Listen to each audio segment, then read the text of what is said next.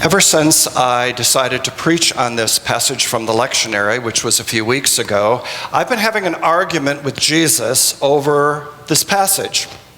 I keep hoping that we are not to have to take Jesus seriously here, not to take him literally, to understand and implement what he says here. I've tried to find a way to say, well, Jesus didn't really mean it. I mean, do you think, does Jesus really want his followers to walk around with bruises on their faces from turning the other cheek? Does he want us to walk around nearly naked because we've given away all of our clothes? Do you think he wants us to walk around being exhausted from going the extra mile all the time? This whole section of the Sermon on the Mount has seemed somewhat ridiculous to me, impossible, maybe crazy to implement. I bet some of you would just as soon ignore this teaching. It certainly has been ignored by the church down through history. You see, many of us want our religion to be comfortable, not extreme, to be easy rather than radical or different or difficult to follow. We want to be Christians at baptisms of babies and when we celebrate our weddings. It might be said that we're also glad and comforted to be Christians at memorial services or funeral services, and we certainly enjoy being Christians at a potluck dinner and especially at Christmas time. But what about being Christian when we hear Jesus' words this morning? It was said about Mohandas Gandhi that he read the Sermon on the Mount every day. And most of you know that his nonviolent resistance movement in India to the domination of Great Britain was predicated in part on the teaching of Jesus in the Sermon on the Mount, as well as some of the teaching of his own Hindu scriptures. But Gandhi once made this rather devastating observation. He said, "The message of Jesus, as I understand it, is contained in the Sermon on the Mount, unadulterated and taken as a whole. If I had only the Sermon on the Mount and my own interpretation of it, I should not hesitate to say, I am a Christian." But then he went on, "But I can tell you that in my humble opinion, what passes as Christianity today is a negation of the Sermon on the Mount." So I have studied this passage and have tried to understand it, and I must tell you that I've completely changed my mind about it. Let's begin by saying something about the Hebrew law of the time of Jesus. The system of justice was summarized by the statement in this passage, an eye for an eye and a tooth for a tooth. The intent was to establish a fair judicial system in which private revenge was not allowed, in which proportionate justice was the rule. Punishment was to be fair, equivalent to the offense. The idea was to have some sort of great equalizer because it allowed the person who was suffering the wrong appropriate and equivalent recompense. And by the time of Jesus, this passage, this teaching was not carried out literally, but rather there was a financial or other sort of compensation for the person who had been wronged. In the time of Jesus, there was also, and we need to understand this before we look at the passage, significant disagreement about and debate about how Jews were to respond to the oppressive Roman occupational forces. And the question was, how appropriate is violence and violent resistance to the unfair practices of the Roman Empire and the Roman authorities? This debate actually continued into the first couple of centuries of the early Christian communities. So let's keep that in mind as a backdrop for what Jesus says. And the first thing that he says is, do not resist an evildoer. Don't resist. And you know what he then does? He goes on to outline resistance to the evil one. His teaching is actually a non-violent but definite resistance to a person who is abusing you. Jesus' teaching, therefore, for me, becomes even more shocking and more sobering than it was before I wanted to say, didn't mean it. The old ways of retaliation and seeking justice, of fighting one's abuser, one's enemy, are to give way to a gentler, more magnanimous approach as regards to resistance of evildoers. I'd like us to look briefly at the three examples Jesus gives in which he says we're not to resist evil, and we'll be amazed that actually Jesus is advocating a resistance, but a nonviolent, strong, self-disciplined response to evil or to wrong done to us. And here I'm relying on the insights of Walter Wink, who was a biblical scholar in the late 20th and early 21st centuries. He died 4 or 5 years ago now, I believe.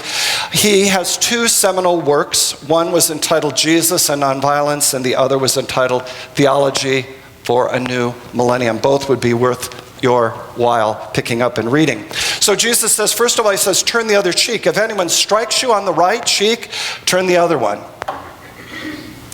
Now try to picture this. You've got to have in your mind somebody standing in front of you. If you hit someone with your right hand, you will actually be hitting what side of their face?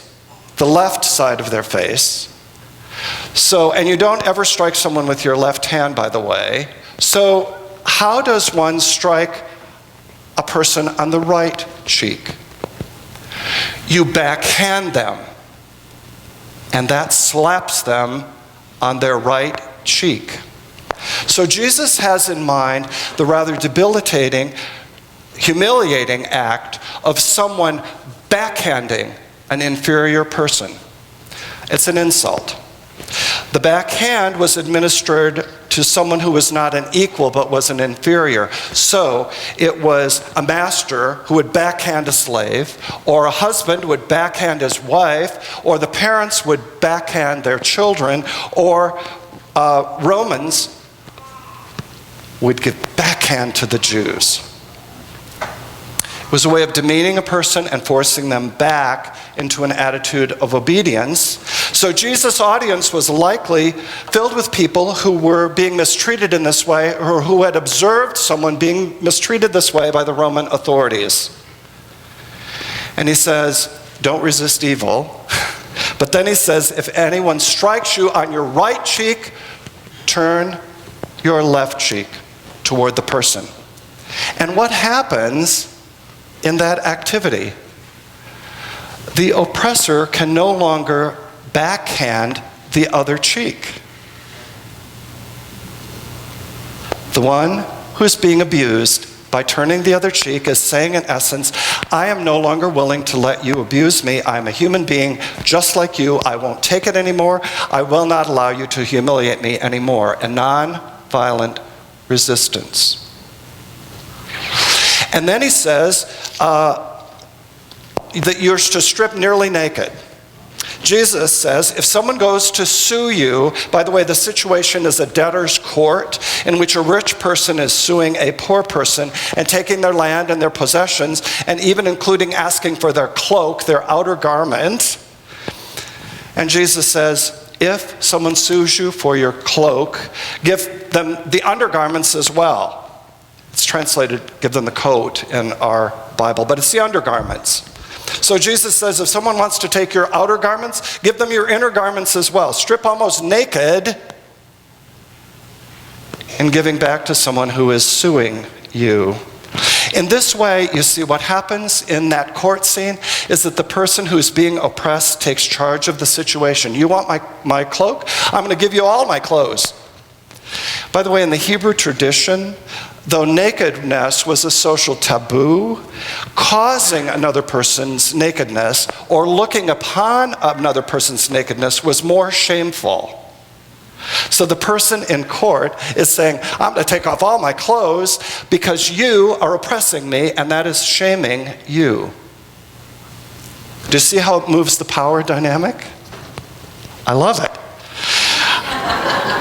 The person who is being oppressed in the debtor's court is saying, I had no chance to win in this law court. Because the courts of law, by the way, in Jesus' day, were just as biased against poor people as our courts in the United States of America are biased against poor people today. So the poor person had no chance to win, but they did have a chance to maintain their worth and their dignity as a human being by taking control of the situation. Nonviolent resistance. Finally, and I love this story. I love this one. Go the second mile, Jesus says.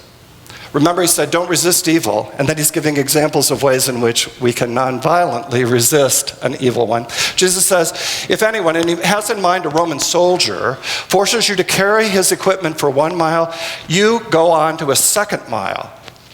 An act of quiet resistance. Let me explain this. In the Roman occupation, Roman soldiers were allowed by law to force anyone in the occupied territory to carry their belongings, their equipment, for up to 1 mile. No further. But they could expect someone to carry their things 1 mile. So if you go beyond the mile limit, you are making the soldier do something illegal. You're taking control of the situation. You're turning the tables, as Walter Wink puts it. Imagine then this soldier's surprise when at the next mile marker, he reluctantly reaches to assume his pack, and the civilian says, oh no, let me carry it for you a 2nd mile. Why? The soldier would be thinking, well, why would he want to do that? What is he up to? Normally soldiers have to coerce people to carry their pack, but this Jew does so cheerfully and now wants to not stop but to carry it a 2nd mile. Is this a provocation? Is this insulting the soldier's strength? Is he being kind? Is he trying to get him disciplined for seeming to violate the rules of the occupation? Will this civilian file a complaint, create trouble?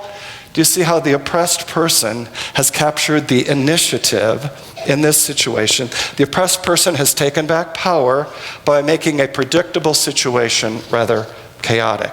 Jesus' listeners might have even enjoyed the idea that the Roman soldier would beg to have the peasant give him his pack back. Jesus' point is give to the one who is powerless in the situation some influence, some dignity, some sanity. I believe that Walter Wink is onto something profoundly helpful. In his Sermon on the Mount, Jesus is advocating a 3rd way, an alternative to fight or flight. Fight means I directly retaliate. I strike back. I hurt the oppressor. I rebel. I revolt. I take up arms. You have hit me. I'm going to hit you back. You have hurt me. I'm going to hurt you back. That's fight. Summarized in that old bumper sticker, I don't, no, I can't remember it.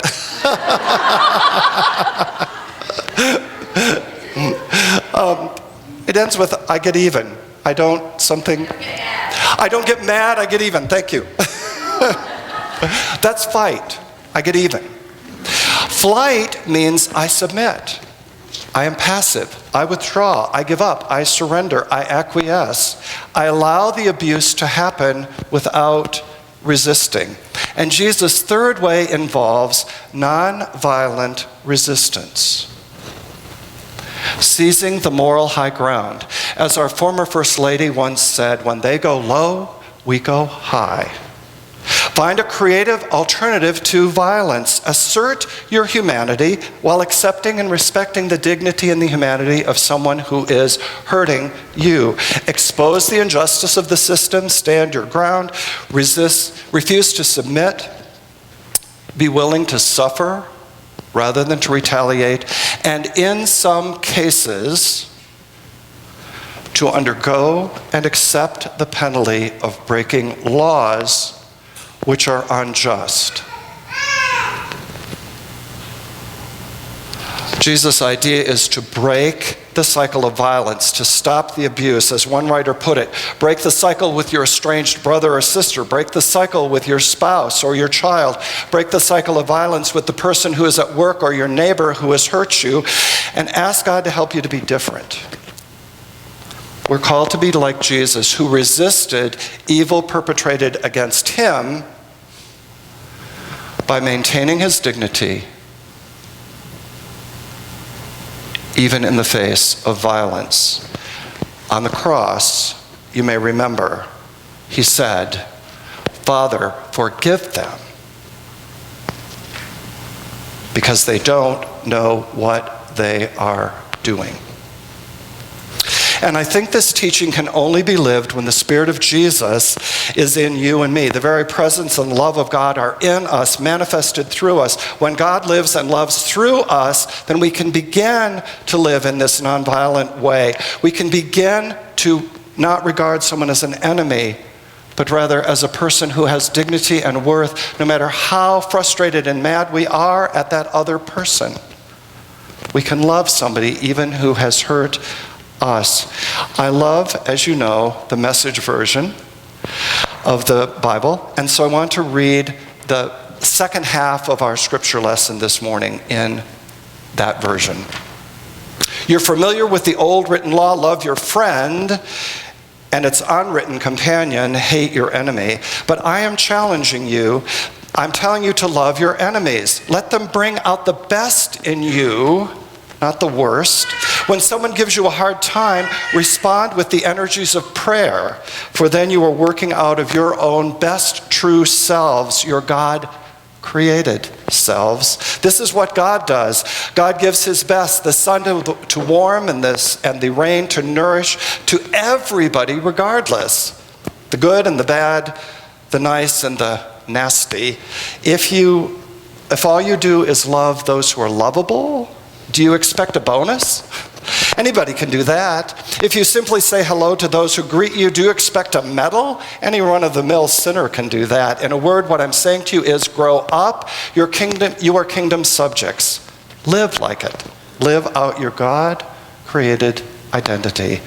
Live generously and graciously toward others the way God lives and loves toward you. Well, I was going to say a bit more about loving one's enemies, but I want to say this. I have not always been the best lover of people that have hurt me and gotten mad at me, been angry, done something that has hurt me and mistreated me. I've done that sometimes with a fair amount of success. I would mention in that regard the fact that my children's mom and I are now pretty decent friends with one another. We celebrate holidays and birthdays together. And she actually has, in fact, offered to drive me to the hospital for some surgery that I'll tell you about during our prayer time that I'm going to be having. But if I were completely honest with you, I would say to you that there have been many times when people have gotten mad at me about something. I remember a son of a woman who died who was so mad at me because of the prayer that I had said to her the days before she died, and he didn't want me to mention in the prayer that she had died, and I did that. And he was forever in that other church estranged from me, no matter what I did. So I'm not here to suggest that this is easy, but it is something that Jesus expects us to do. We are to love a person who is hurtful to us because we are children of God, and that other is made in the image and likeness of God. I believe that you and I are being called by Jesus Christ into a whole new way of living, to move beyond our anxieties and our fears, to embrace the full personhood of every human being in the world. We've tried bombs and hatred and wars and walls. Maybe it is time for you and me as Christian people to try a different way. Amen.